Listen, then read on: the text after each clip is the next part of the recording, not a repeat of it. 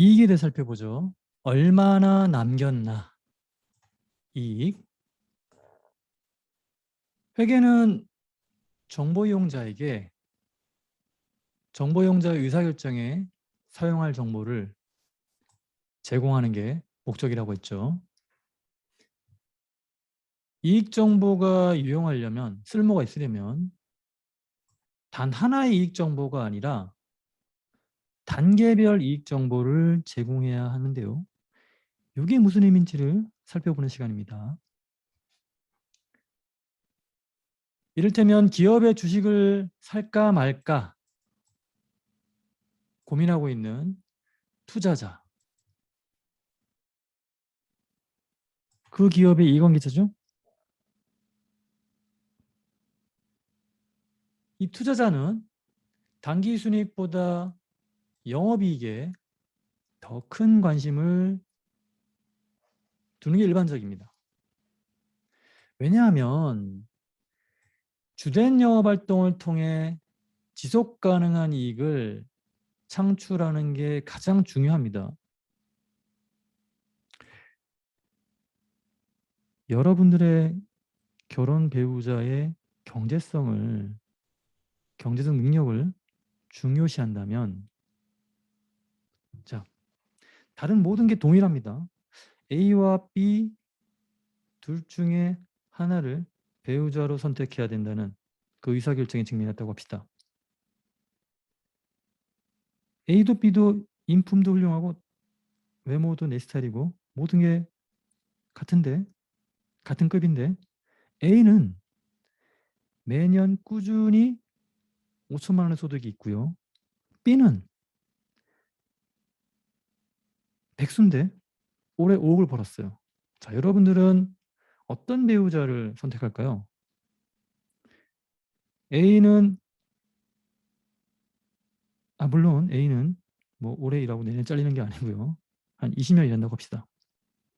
20년 계속해서 돈을 번다고 합시다. 5천만 원을.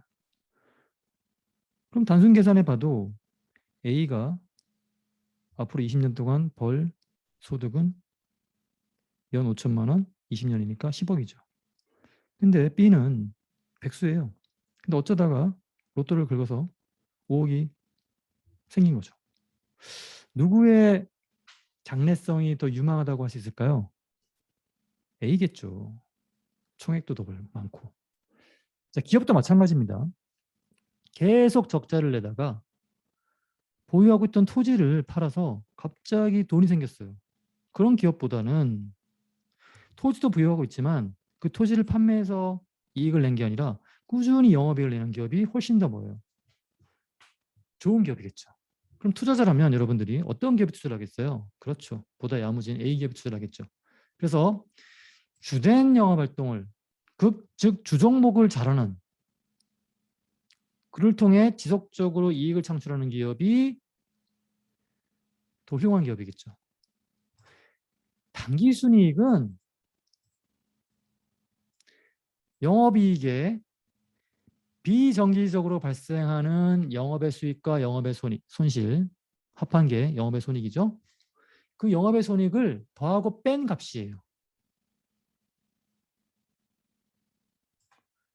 자, 과세관청, 즉 기업으로부터 세금을 거두어가는 과세관청은 국세청이나 세무서를 말합니다.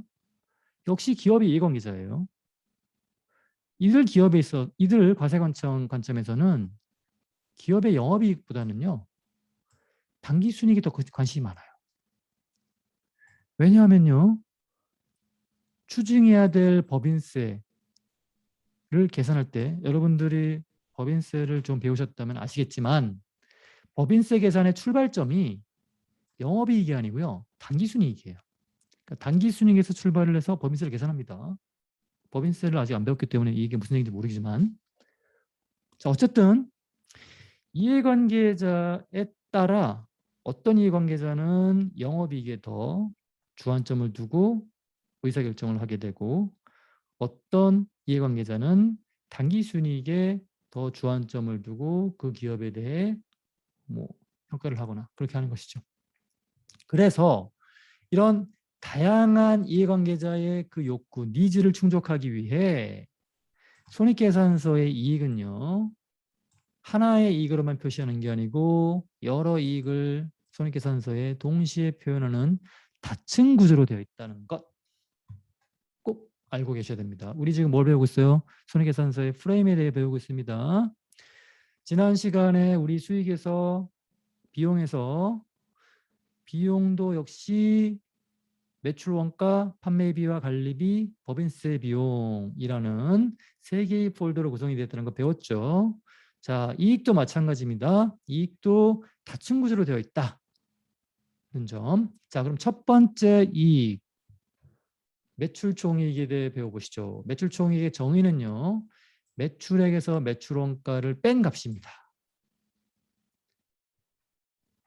자, 손익계산서에 처음 등장하는 이익이 바로 이 매출 총이익이죠.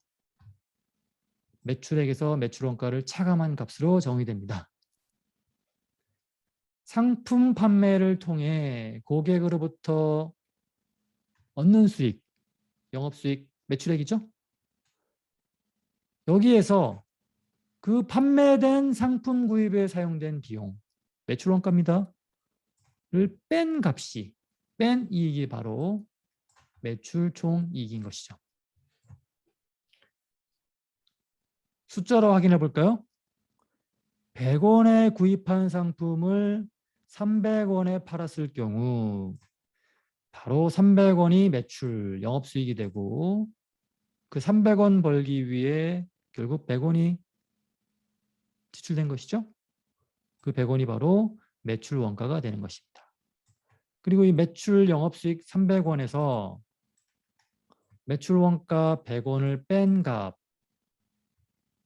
즉 200원이 바로 매출 총이익이 되는 것이죠. 이 매출 총이익이 왜 중요할까요? 그것은 이 매출 총이익이 뭘 나타내는 겁니까? 상품의 수익성을 이 매출 총이익을 통해 파악할 수 있어요. 자, 세상에 공짜가 없죠. 사업에서 매출을 올리려면, 즉 돈을 벌려면 상품을 매입하는 돈을 써야 돼요. 같은 물건을 파는 A사와 B사가 있습니다. A사는 정가 12,000원인 상품을 만원에 구입하였고 B사는 같은 가격인데 판매 가격은 같죠. 12,000원. 하지만 8,000원에 구입했죠. 자, A사의 한 개 팔았을 때 매출 총이익은 2,000원이죠. 매출 12,000원에서 그 12,000원 벌기 위해 드린 원가, 매출 원가가 만원이니까. B사는 4,000원입니다. 한 개 팔았을 때 얻는 수익이 12,000원인데 그 12,000원 벌기 위해 8,000원을 들였으니까 매출 총이익은 4,000원이 되는 것이죠. A사가 B사와 동일한 매출 총익을 얻기 위해서는 상품 두 개를 팔아야 돼요. 상품 한 개 팔기도 쉽지 않죠. 그걸 두 개나 팔아야 돼요. 자, 이 매출 총익 정보를 통해 같은 상품을 판매하는 이 A사와 B사 중 어떤 회사가 아이고 못하네요. 그렇죠? 네. 어떤 회사가 B사가 더 장사를 잘한 거죠. 그렇죠? 네. B사가 지우는 것도 쉽지 않네.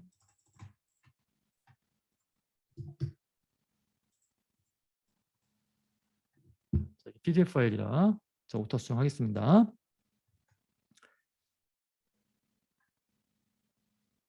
실제 사례를 볼까요?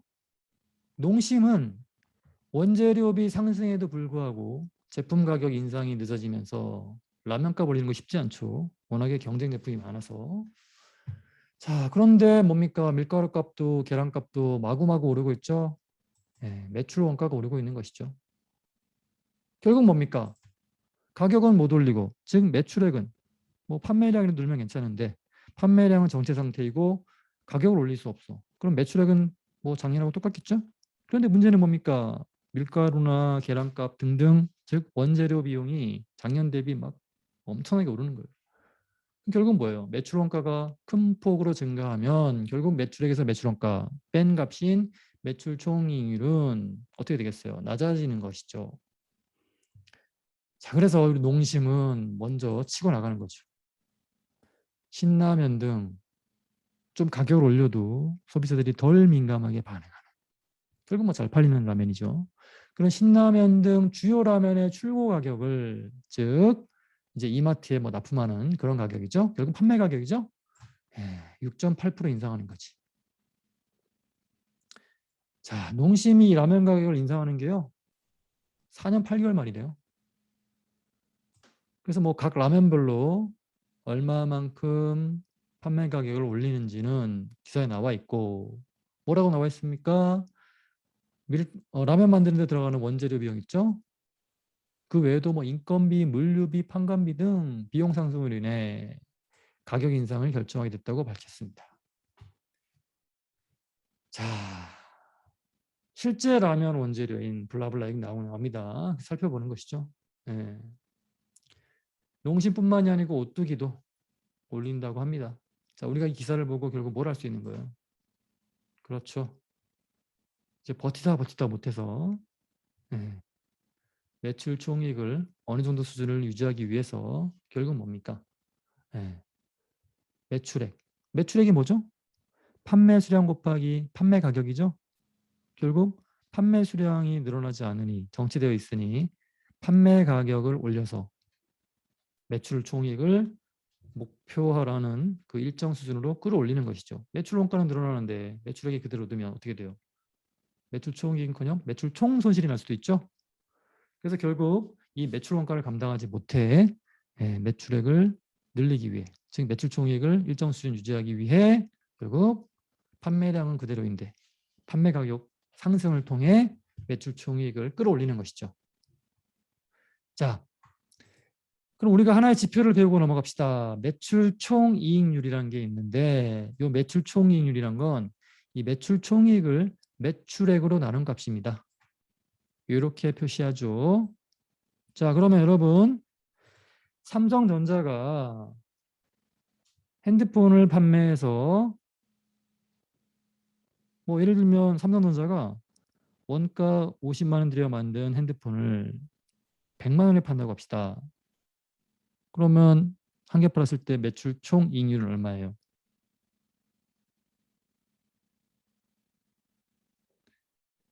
매출 총이익이 얼마입니까? 매출액이 100만 원, 매출 원가가 50만 원이죠. 따라서 매출 총이익 50만 원. 따라서 매출 총이익 50만 원을 매출액 나눈 값이 바로 0.5%로 하면 50%죠? 이게 바로 매출 총이익률이라는 것이죠. 실제로 삼성전자의 그 핸드폰 매출 총이익률은 영업비밀입니다. 절대 안 밝히죠. 근데 애플의 그 매출 총이익률은 업계에서는 굉장히 유명해요. 엄청납니다. 뭐 아니야 60% 70% 돼요. 추정해도. 애플은 절대 안 밝힙니다. 자기들이 얼마나 많이 남겨먹는지를 소비자에게 알리면 소비자 기분 나쁠 거예요. 그치? 내가 100만 원에 산 뭐 애플 아이폰이 원가 30만 원짜리야? 이? 애플 이놈들이 나한테 한 대 팔면서 70만 원 남겨먹어? 할 수도 있겠죠. 기본적으로 매출 총이익률은 기업의 가장 중요한 영업 비밀 중에 하나예요. 그러나 우리는 추정이라는 걸 통해 그 매출 총이익률을 어느 정도 파악할 수 있고, 그렇죠? 물론 삼성전자가 핸드폰만 판매하는 게 아니기 때문에 여러 제품을 판매하기 때문에 어떤 제품은 매출 총이익이 낮고 어떤 제품은 매출 총이익이 높고 따라서 그게 섞여서 손익계산서 표시가 되기 때문에 실제로 우리가 손익계산서를 통해 매출액과 매출 원가를 손익계산서에 알려지잖아요. 매출 총이익을 구하는데 문제는 뭐냐면 그 매출 총이익률은 여러 제품의 평균적인 매출 총이익률이라는 것이에요. 핸드폰 판매로부터 삼성전자가 얼마만큼 매출 총이익률을 얻고 있는지는 알 수가 없어요. 그게 또 약간의 문제가 될 수 있죠. 자, 이 매출 총이익률은 기업의 수익성, 그 기업이 얼마나 장사를 잘해서 기업 활동을 잘해서 영업 활동을 잘해서 돈을 제대로 야무지게 벌고 있는지 그걸 수익성 분석이라고 하는데 출발점입니다. 매출 총이익률이 높으면 이익을 당연히 많이 내는 회사고 낮으면 이익을 적게 내는 회사겠죠? 이 매출 총이익률이 전년도와 비교해서 늘었나 안 늘었나 또는 줄어가고 있는 그 추세 또는 동일 업종의 다른 기업, 경쟁 기업 대비 또는 동종 산업에서 그 산업 평균 대비 회사가 뭐 평균은 내고 있는지 매출 총이익이 이런 식의 어떤 여러 다양한 분석을 하는데 매우 유용한 자료라고 할 수 있죠. 자, 다음은 영업이익입니다. 기사 하나 볼까요? 삼성전기는 2021년도입니다. 2분기 매출 2조 거의 5천억이죠. 영업이익은 거의 3,400억이죠. 자, 매출이 무려 전년 동기 대비, 즉 작년 2분기 대비, 여러분 여기서 말하는 2분기는 4월 1일부터 6월 30일입니다. 석 달간의 그러니까 작년 2분기, 즉 작년 4월 1일부터 2월 30일 매출액 대비 이번 4월 1일부터 올해 4월 1일부터 2월 30일까지 석 달 동안의 매출액은 무려 작년 동기 대비 40.6% 증가했고 영업이익은 와 2.3입니다. 어마어마하죠. 자, 그래서 역대 2분기 최대 실적을 달성했대요. 자, 삼성전자는요. 2분기 매출액이 63.67. 뭐 이게 숫자입니까? 어마어마하죠. 영업이익은 12.57. 거의 13조죠. 그렇죠? 어마어마합니다. 자, 이 영업이익. 자, 이 삼성전자와 삼성전기 모두 매출액과 영업이익을 기준으로 우리 회사 이렇게 경영 잘했어요라는 경영 성과를 공시한 거죠. 외부에 알린 거죠. 자, 신문 기사에 흔히 볼 수 있는 경제신문 기사에 흔히 볼 수 있는 기사입니다. 자, 그럼 결국 뭡니까? 매출액과 영업이익으로 경영 성과를 표시한다. 다른 경영 성과 지표도 많은데 이 신문 기사에서는 대부분의 경제신문 기사에서 어떤 기업의 경영 성과를 표시할 때는 이 매출액과 경영 성과로 영업이익으로 표시하는 것. 그만큼 이 매출액과 영업이익이 중요하다는 것이죠. 자, 영업이익은요. 영업활동을 통해 얻은 이익이에요. 어렵지 않죠? 자, 재무환경 등 거시경제 변수에 의해 결정되는 금융비용, 이자비용 생각하시면 되고요. 회사가 통제할 수 없는 정부 과세정책에 의해 결정되는 법인세 비용을 고려하기 전 금액이라는 거예요. 아, 그러니까 이 영업이익을 계산할 때 그런 금융비용이나 법인세 비용은 아직 차감되기 전 금액이구나라고 이해하시면 되고요. 이 영업이익의 영어 표현은요. 중요합니다. 실무에서는 영어 표현을 많이 쓰죠. Earning before interest and tax. 그러니까 여러분 뭡니까? earning이 이익이란 거예요. 그리고 before가 뭐뭐 하기 전, 즉 인터레스트가 금융비용이고 이 tax가 바로 뭡니까? 세금이죠. 그러니까 말 그대로예요. 금융비용과 tax 전 빼기 전 earning. 그렇죠? 네, 그래서 이 영업이익을 영어로는 EBIT라고 쓰죠. 굉장히 잘 쓰는 단어예요. EBIT. 자, 그래서 이 EBIT를 직역하면 법인세 비용과 이자 비용 등의 영업의 비용을 차감하기 전 단계의 이익이라고 표시하는 겁니다. 영업이익 금액만 봐서는 이익의 수준이 적정한지를 알 수는 없어요. 왜냐하면 금융비용이나 영업의 비용이나 나머지 그리고 뭐 법인세 비용 등을 차감해야 진짜 똑 떨어지는 그 기업의 이익을 파악할 수 있으니까. 그리고 기업 간 영업이익을 비교할 때도 규모의 효과 뭐 이런 거죠. 방금도 살펴봤지만 삼성전자와 삼성전기 기업 규모가 달라요. 그러니까 단순히 삼성전자는 4월 1일부터 6월 30일 3개월 동안 영업이익이 12.57조 원, 거의 13조 원이고 삼성전기는 같은 기간 영업이익이 에게 1조도 안 되네? 그러니까 삼성전자가 훨씬 더 좋은 기업. 그렇게 말할 수는 없는 것이죠. 그 얘기예요. 그래서 이 삼성전기가 속한 산업이 다르고 삼성전자가 속한 산업이 다르고 기본적으로 기업 규모도 다르고 속한 사업도 다르고 등등등이 달라요. 그래서 이 삼성전기의 영업이익과 삼성전자의 영업이익을 단순히 비교하는 건 그렇죠? 예, 규모 효과로 인한 잡음 효과, 노이즈가 생길 수 있는 것이죠. 따라서 이런 규모 효과로 인한 노이즈를 없애기, 제거하고 평가하기 위해 얼마나 짭짤하게 장사를 잘했는지 뭘 구해서 파악합니까? 비교합니까? 그렇습니다. 영업이익률을 구해서 우리는 비교 기업을 그야말로 비교하는 것이죠. 평가에서. 자, 이 영업이익률 어떻게 구합니까? 그렇죠. 영업이익을 매출액으로 나누는 것이죠. 만약에 기사를 볼게요. 애플은 자, 어마어마한 기업이죠. 아이고, 4월 1일부터 6월 30일 석 달 동안 역사상 최대인 거의 100조죠 매출액이. 이건 뭐 이게 뭐 숫자입니까 이게? 이게 돈입니까 지금? 어휴, 영업이익 얼마입니까? 거의 뭐 3분의 1, 뭐 30% 육박하죠. 어마어마합니다. 영업이익이 30%인 건 이건 뭐 진짜 미라클이에요, 미라클. 자, 뭐 그 이유에 대해서 분석하고 있죠. 뭐 아이폰 12 시리즈가 많이 팔렸고 어쩌고저쩌고 그렇죠? 전년 2분기보다 50% 늘었대요, 매출액이. 이게 뭐 영업이익은요 43% 증가했대요. 그야말로 경이로운 미라클이죠. 자, 이 애플의 이 엄청난 영업이익률 이런 비결이 뭐냐? 뭐 결국 비용은 적게 들이고 팔 때는 비싸게 파는 거죠. 뭐 딴 거 있습니까? 애플이 공개한 애플은요 뭐 공장이 없어요. 애플 아이폰 만드는 공장은 거의 외주를 줍니다. 다른 기업에 맡기는 거죠. 위탁 생산을 하는 것이죠. 폭스콘이 이 애플 아이폰, 뭐 아이패드 등을 조립 많이 해주는데 재밌는 건 그 애플 아이폰이나 아이패드를 실제 조립하는 폭스콘이라는 회사 대만에 있죠. 영업이익률은 1%도 안 돼요.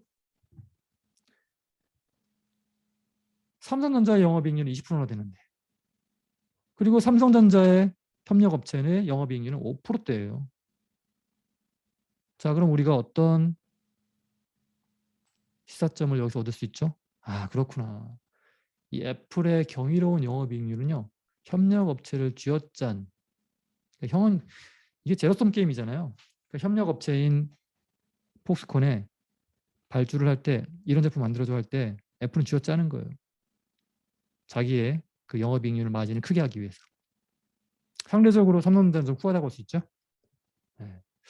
재밌는 건 올 초에 애플이 새로운 사업 영역 구축을 위해 애플카를 지금 만들겠다는 계획을 하고 있는데 애플은 절대로 직접 생산하기 위해 공장 안 짓습니다. 기본 정책이 그래요.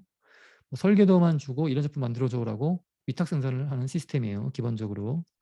그래서 애플은요, 이 현대차의 자매회사인 기아차에 이제 옆구리 찌르는 거지. 야, 우리 제품 만들어 줄래? 그래서 파트너가 되어줄 것을 요구한 적이 있는데 문제는 뭡니까? 기아차 관점에서 본다면 이 애플이 그동안 기존에 하던 관행이 있잖아요. 그렇죠. 쥐어짜는 거예요. 절대 마진 보장해주는 기업이 아니야. 파트너인데. 그렇죠? 그러니까 기아차 입장에서는 뭐 매출은 늘겠지만 남는 건 굉장히 작을 거 아니야. 굳이 힘들게 내가 왜 이렇게 그런 짓을 해 이거지. 그래서 기아차는 애플의 그 꼬심에 대해 그냥 시큰둥한 거죠. 실제로 협력이 파트너십이 구축이 되진 않았어요. 실패했어요. 그냥 말로 썰로 끝났어. 자, 그런데 그러면 이 대만의 폭스콘은 바보라서 애플의 하청업체가 된 것일까요? 자, 애플과 같은 거대 기업의 전속 협력업체로서의 지위를 확보함으로써 큰 매출을 안정적으로 뭐 애플 제품이 워낙 꾸준히 잘 팔리니까 그에 납품하는 폭스콘 역시 안정적인 매출을 매년 꾸준한 매출을 유지할 수 있겠죠. 그러니까 뭐예요? 낮은 영업이익률에도 불구하고 일정 규모의 영업이익을 확보할 수 있으니까 그냥 뭐 울면서 먹기라고 해야 되나? 결국 뭡니까? 폭스콘의 이런 영업 방식은 박리담의 방식이라고 볼 수 있어요. 박리담회가 뭡니까, 여러분? 마진이 적더라도 많이 팔면 그만이다 이거지. 만약에 폭스콘이 애플과 협력하지 않는다면 매출액이 뭐 1조에 불과한데 그래서 영업이익이 한 5%라고 합시다. 그러면 500억 남겨먹는 거잖아요. 근데 만약에 애플과 협조를 해서 매출액이 20조야. 근데 영업이익률 1%야. 그래도 얼마입니까? 20조 1%면 2천억이잖아요. 어쨌든 영업이익률은 떨어지지만 매출이 큰 폭으로 증가하기 때문에 영업이익, 떨어지는 이익은 뭐예요? 떨어지는 그 이익의 크기는 큰 거죠. 그러니까 하는 거예요. 박리담이죠. 자, 여러분 이 영업이익과 영업이익률의 관계에 대해서 이 기사를 좀 읽어보시면서 꼼꼼하게 잘 음미해 보시기 바랍니다. 자, 이제 당기순이익이죠. 이 당기순이익은 손익계산서 맨 아랫줄에 표시되는 결국 기업이 최종적으로 기업활동을 통해 얻는 이익이라고 하시면 돼요. 그래서 영어에서는 이 당기순이익을 end of line in profit and loss statement라고 그래요. 즉 손익계산서의 맨 밑에 표시되는 profit이다 이거죠. income이라고 합니다. 자, 당기순이익은 법인세 비용까지, 즉 모든 비용, 그러니까 모든 수익에서 모든 비용을 차감한 후에 최종적인 이익, 손익계산서의 end of line이라고 했죠. 회사가 회계기간 동안 실현한 최종적인 이익을 의미합니다. 결국 이것저것 다 빼고 최종적으로 손해주게 된 이익이다 이거죠. 그래서 당기순이익은 법인세 비용 차감 전 순이익에서 법인세 비용을 뺀 값이라 이거지. 결국 당기순이익은 세금을 빼고 난 후에 최종적인 이익이다는 의미에서 세후이익이라고도 합니다. 그러면 당기순이익 바로 앞단계의 이익인 법인세 비용 차감 전 순이익이 바로 세전이익이 되는 것이죠. 세전이익이 뭐라고 했죠? 세금 뜯기기 전 이익이라고 했죠. 자, 상장 기업들, 우리 한국거래소에 상장이 되어 그 주식이 거래되는 기업들. 자, 이제 실적 발표, 경영성과죠. 우리 회사는 영업이익이 얼마고요, 매출액이 얼마고요, 당기순이익이 얼마요라는 그 실적 발표가 이루어지는 시기를 실적 시즌이라고 합니다. 어닝 시즌이라고 하죠. 이 어닝 시즌, 실적 발표 기간에는 투자자와 애널리스트, 재무분석가라고 합니다. 재무분석가가 뭐냐면 그 기업의 재무제표를 읽어주는 남자예요. 죄송합니다. 애널리스트가 뭐냐면요. 그 기업의 재무제표를 해설해주는 사람이죠. 요즘에는 제가 주식 투자할 때 이 애널리스트 보고서를 많이 참고합니다. 절대적이죠. 근데 제가 작년 주식 투자를 해서 큰 돈을 벌었어요. 결국 그 두 종목을 투자해서 대박이 났는데 아이러니컬하게 제가 그 결정적인 투자 힌트를 얻게 된 그 애널리스트 보고서를 발간한 쓴 라이터죠. 그 애널리스트가 다 여성이에요. 우리 여성 애널리스트들이 요즘에 정말 업계에서 각광받고 있죠. 그리고 솔직해요. 가감없이 써줍니다. 좋은 것만 표시하는 게 아니고 뭔가 기업과 그죠? 좋은 관계인지 나쁜 건지 모르겠지만 제가 좋아하는 그 애널리스트 둘 다 여성분이시고요. 저는 그 두 분이 발간하는 재무분석 보고서는 주식 종목 보고서라고 하는데 항상 있습니다. 빠뜨리지 않고 그 두 분이 발간하는 종목 분석 보고서는요.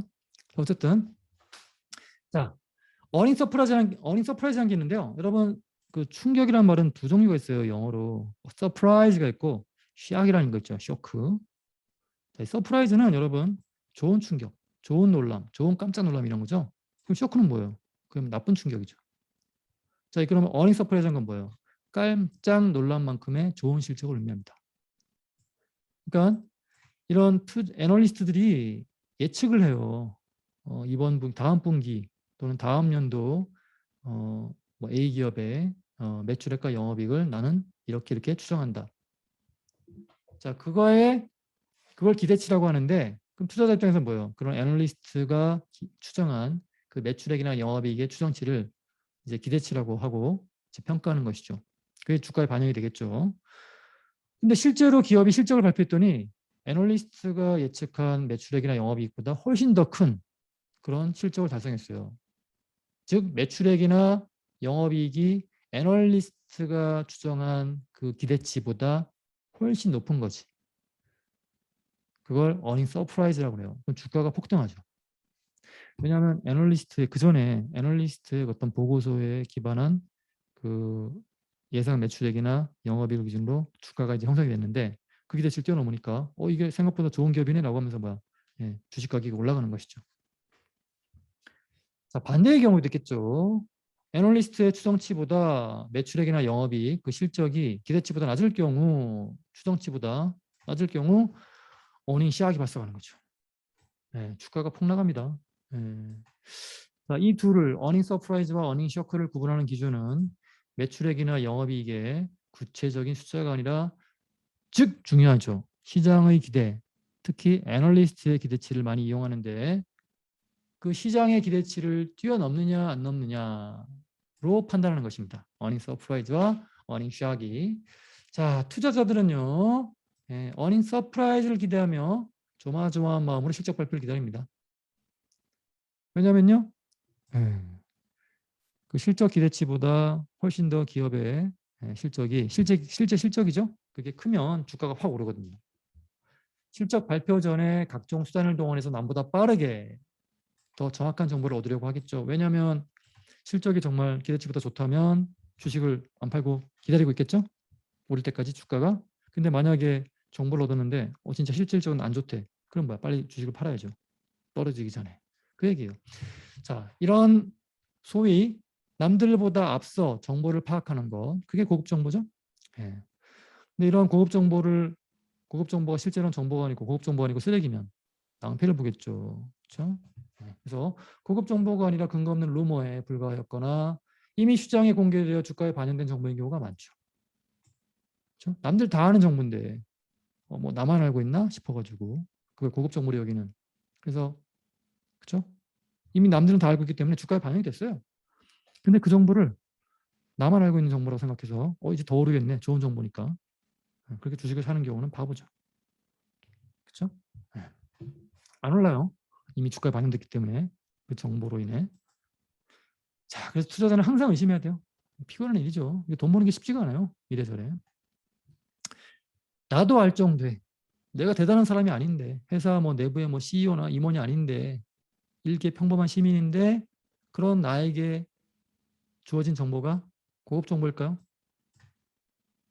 아닐 확률이 큰 거죠.